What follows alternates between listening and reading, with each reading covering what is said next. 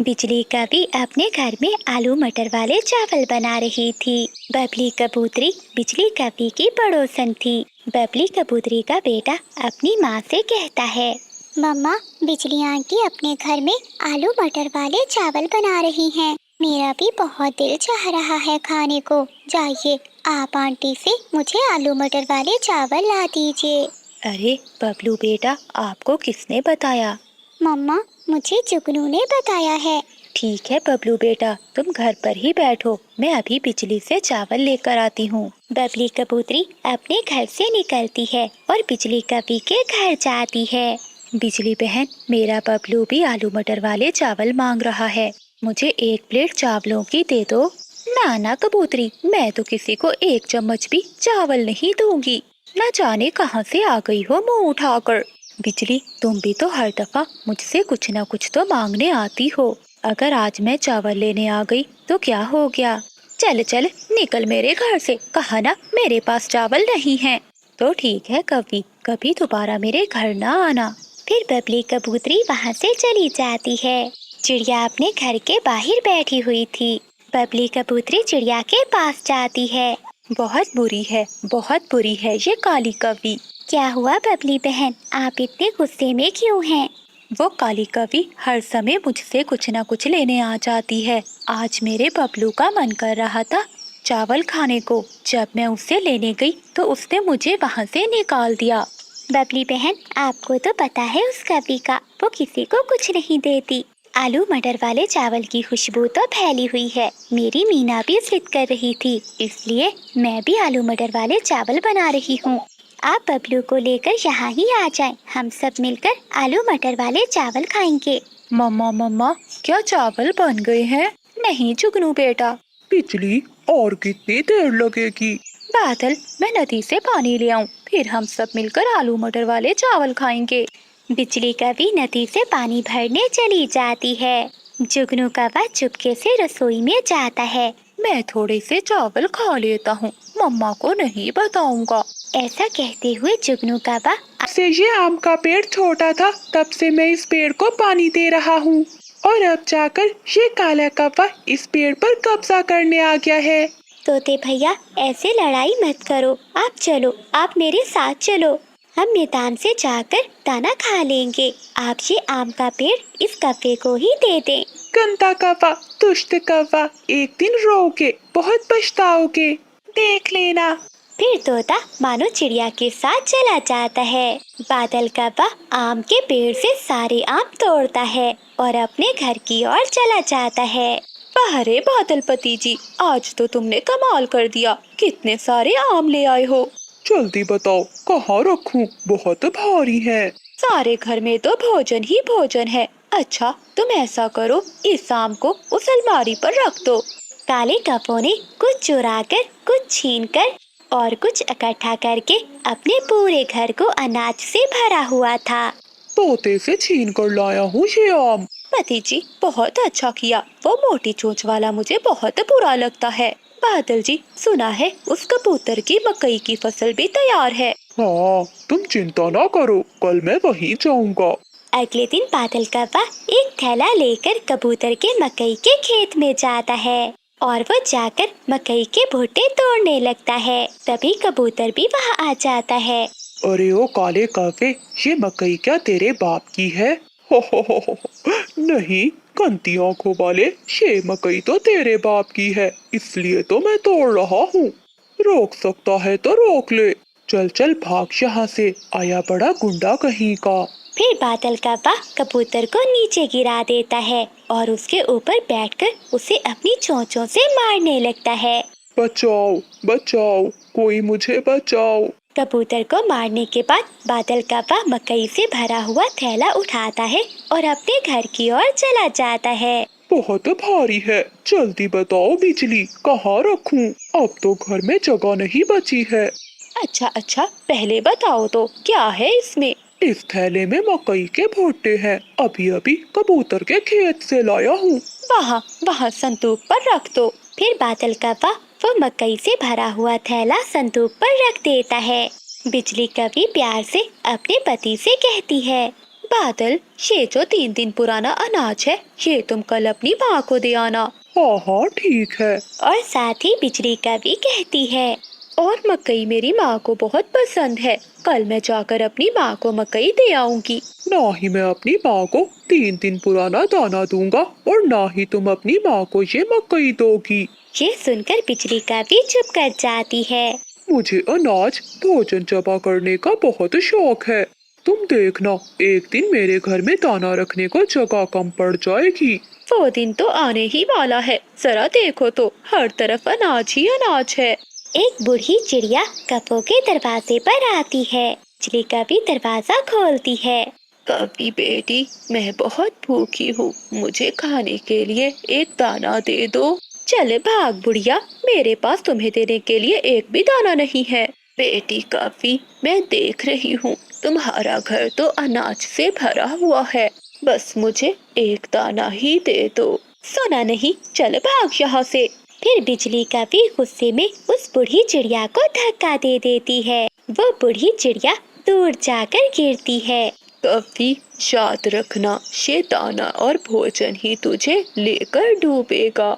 एक दिन तुम अपने किए पर पछताओगी। कुछ दिनों बाद बादल कौवा चिड़िया के घर जाता है और चिड़िया का बारिशों के लिए जमा किया हुआ सारा भोजन चुराकर अपने घर ले आता है। मानो चिड़िया शाम को दाना लेकर जब घर आती है तो रोने लगती है। मेरा बारिशों के लिए रखा हुआ दाना कोई चुरा कर ले गया, अब मैं क्या खाऊंगी। बिजली, ये भोजन अब मैं कहाँ रखूं? बादल जी, अब ये भोजन तुम कहाँ से लाए हो? ये भोजन मैं चिड़िया के घर से लाया हूँ। तुम रुको, मैं ये घोंसला उठाती हूँ और तुम यहाँ नीचे रख दो। फिर बिजली कौवी अपना घोंसला उठाती है और बादल कौवा भोजन वहाँ रख देता है। रात हो जाती है। कौवों के घर में अब इतनी भी जगह ना थी कि वो अपना घोंसला रख सके। वो दोनों कौवे अपना घोंसला भोजन के ऊपर रखकर ही सो जाते हैं। बादल जी, अब बस कर जाओ, पूरा घर भर चुका है, अब तो घर में ना बैठने को जगह है और ना ही खड़े होने को। हो, देखा ना बिजली, मैंने पूरे घर को अनाज से भर दिया है। वो दोनों कौवे सो जाते हैं। आधी रात को तेज हवा चलती है। कौवों का घर तो तेज हवा के कारण इधर उधर हिल रहा था। थोड़ी ही देर में उनका घर नीचे जमीन पर गिर जाता है। कौवा और कौवी अनाज की बोरियों के नीचे दब जाते हैं। बादल, बादल, कहाँ हो तुम? मैं यहाँ हूँ, बोरी के नीचे। अगली सुबह हो जाती है और जंगल के सभी पक्षी वहाँ जमा हो जाते हैं। अब बताओ कौवे कि ये आम किसके हैं, मेरे या तुम्हारे? तोते, मुझे यहाँ से बाहर निकालो और सारा अनाज ले लो। तोता अपने आम उठाकर ले जाता है। फिर मानो चिड़िया और कबूतर भी अपना अपना अनाज ले जाते हैं, लेकिन वो दोनों कौवे वही बाकी अनाज की बोरियों के नीचे दबे हुए थे। लेकिन कोई भी उनकी मदद के लिए नहीं आता। बिजली कौवी तेज बारिश में कबूतर के आमों के बाग में जाती है। कबूतर भैया, मुझे इन आमों के पेड़ से एक मीठा आम तोड़ दो। क्यों? ये मेरे पेड़ हैं, मैंने इन्हें मेहनत से बड़ा किया है, मैं तुम्हें क्यों आम दूं? कबूतर, अगर एक आम दे दोगे तो क्या हो जाएगा? ऐसी तेज बारिश में कहीं से भोजन भी नहीं मिल रहा। निकलो यहाँ से, खुद तुम पति पत्नी कोई काम करते नहीं हो और बस मुफ्त का खाना ही आता है। इसीलिए तो मैं तुम्हें गंदी आँखों वाला कबूतर कहती हूँ, क्योंकि तुम्हें किसी पर दया नहीं आती। बिजली कौवी कबूतर को बातें सुनाकर वहाँ से चली जाती है। दूसरी ओर बादल कौवा तोते के खेत में जाता है। कबूतर यार, मुझे अपने खेत से एक मकई का भुट्टा तोड़ दो, मैं कल से बहुत भूखा हूँ। तो तुम्हें किसने कहा है कि सारा दिन आवारा घूमो? मैंने कितनी बार तुम्हें कहा है कि अपने खेत में फसल उगाओ, लेकिन तुम पति पत्नी ने तो कसम खा रखी है काम ना करने की। बस, अगर भुट्टा नहीं देना तो ना दो, मेरी बेइज्जती करने का कोई हक नहीं। आहा जाओ, नहीं देना मुझे कोई भुट्टा। मेरी पत्नी तुम्हें ठीक ही कहती है, मोटी चोंच वाला तोता। फिर बादल कौवा भी तोते से लड़ झगड़ कर अपने घर चला जाता है। बादल जी, आज मैं कबूतर से मीठा आम लेने गई तो उसने मुझे बहुत सारी बातें सुनाई और एक भी आम नहीं दिया। मुझे भी उस तोते ने अपने खेत से मकई का भुट्टा नहीं दिया। बादल जी, कितना अच्छा हो जाए कि अगर ये सारा जंगल पक्षियों से खाली हो जाए। वो गंदी आंखों वाला और मोटी चोंच वाला यहाँ से चले जाएं। इस तरह जंगल पर हमारा कब्जा होगा। बिजली, बात तो तुम्हारी ठीक है, हमें रोज रोज दाना लेने भी नहीं जाना पड़ेगा, लेकिन हम सब ये करेंगे कैसे? हाँ बिजली, तुम अपनी माँ के पास जाओ, उनके पास तो शैतानी विचार होते हैं, वो तुम्हें जरूर कोई उपाय बताएगी। जब बारिश रुकती है तो बिजली का भी दूसरे जंगल अपनी माँ के पास जाती है और वो अपनी माँ को सारी बात बताती है। बिजली, अगर तुम जंगल खाली करवाना चाहती हो तो उन पक्षियों को बताओ कि आज रात जंगल में तूफानी बारिश आने वाली है। इतना बड़ा तूफान आने वाला है कि जंगल के सभी घर टूट जाएंगे। तुम देखना, वो सब डरकर वहाँ से भाग जाएंगे। लेकिन बिजली बेटी, मेरा हिस्सा देना ना भूलना। हाँ हाँ माँ, मैं तुम्हें ही पहले मीठे आम देकर जाऊंगी। फिर बिजली का भी वापिस अपने जंगल लौट आती है। बादल जी, हम ऐसा करते हैं, सबसे पहले जाकर उस मानो चिड़िया को डराते हैं और फिर मानो चिड़िया सभी पक्षियों को जाकर बता देगी। उसकी बात तो सभी पक्षी मानते हैं। फिर बिजली और बादल मानो चिड़िया के घर जाते हैं और दरवाजे पर दस्तक देते हैं। मानो चिड़िया घर से बाहर आती है।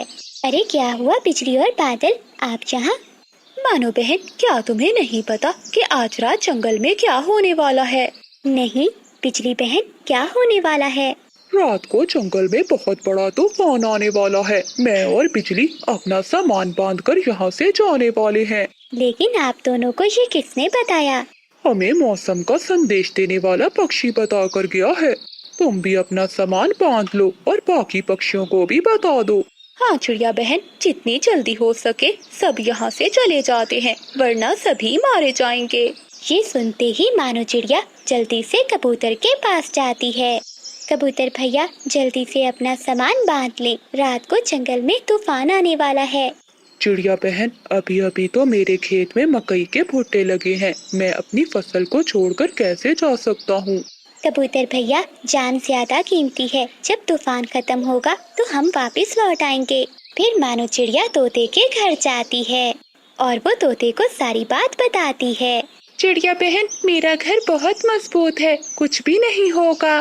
तोते भैया, क्या पता कि तूफान कितना तेज होगा, अभी इस समय अपनी जान बचाना ज्यादा जरूरी है।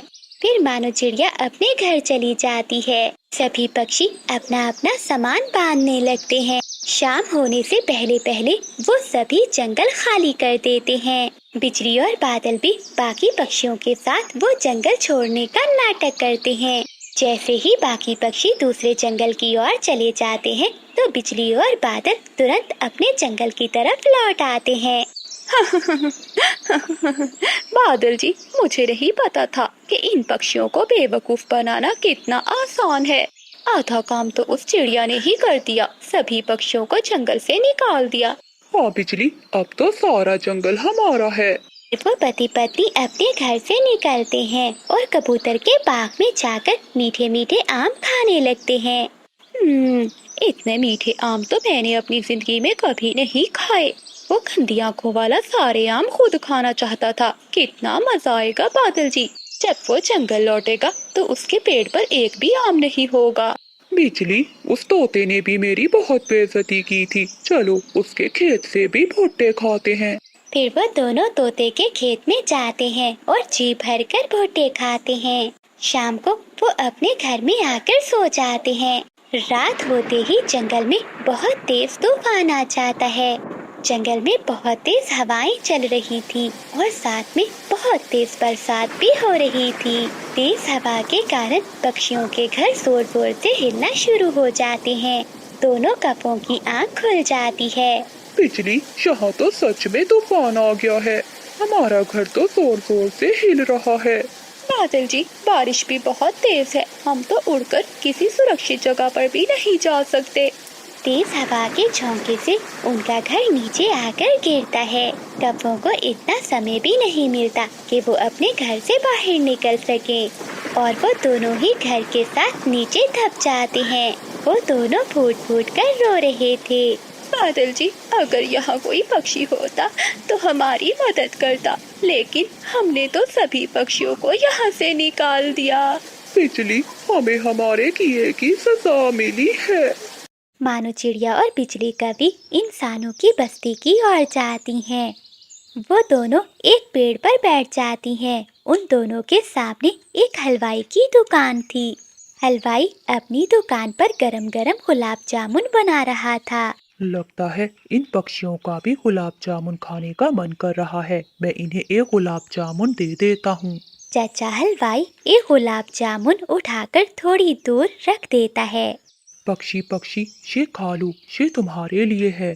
बिजली बहन, वो देखो, इंसान ने हमारे लिए गुलाब जामुन रखा है। चलो जल्दी से जाकर खाते हैं। फिर मानो चिड़िया और बिजली कभी वहाँ जाती हैं।